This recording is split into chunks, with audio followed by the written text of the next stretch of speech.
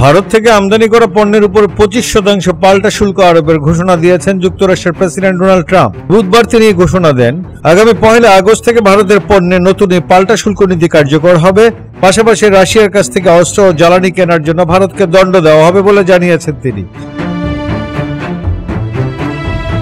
তবে কি ধরনের দণ্ড দেওয়া হবে সে সম্পর্কে বিস্তারিত কিছু বলেননি। নিজের মালিকানাধীন সামাজিক যোগাযোগ মাধ্যম ট্রুথ সোশ্যালে দেওয়া এক পোস্টে ট্রাম্প এই কথা লেখেন। এতে তিনি আরো লেখেন, ভারত যদিও আমাদের বন্ধু, তবে বিগত বছরগুলোতে তাদের সঙ্গে তুলনামূলকভাবে আমরা কম ব্যবসা করেছি, কারণ তাদের শুল্ক অনেক বেশি, যা বিশ্বে সর্বোচ্চ। তারা বিশ্বের যে কোনো দেশের তুলনায় সবচেয়ে কঠোর ও বিরক্তিকর অশুল্ক বাধা ব্যবহার করে। ট্রাম্প আরো বলেন, ভারত সবসময় সামরিক সরঞ্জামের বড় একটি অংশ রাশিয়ার কাছ থেকে কিনে থাকে।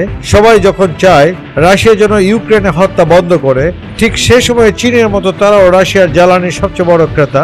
এইসব ভালো লক্ষণ নয়। যুক্তরাষ্ট্রের সঙ্গে বাণিজ্য আলোচনায় নেতৃত্ব দেওয়া ভারতের বাণিজ্য মন্ত্রণালয় থেকে এই বিষয়ে তাৎক্ষণিক মন্তব্য জানতে চাওয়া হলেও তারা কোনো প্রতিক্রিয়া জানায়নি। যুক্তরাষ্ট্র ভারত কয়েক মাস ধরে একটি বাণিজ্য চুক্তি নিয়ে আলোচনা করছে, তবে এখনো চূড়ান্ত কোনো চুক্তিতে পৌঁছতে পারেনি। ট্রাম্প ভারতের বাজারে বেশি পরিমাণ মার্কিন পণ্যের প্রবেশাধিকার দাবি করে আসছেন। অন্যান্য বাণিজ্য আলোচনার সময়ও তিনি এমন দাবি করে থাকেন। গত এপ্রিলে নতুন শুল্ক নীতি ঘোষণা করার সময় ট্রাম্প ভারতীয় পণ্যের উপরে 26% শুল্ক আরোপ করেন।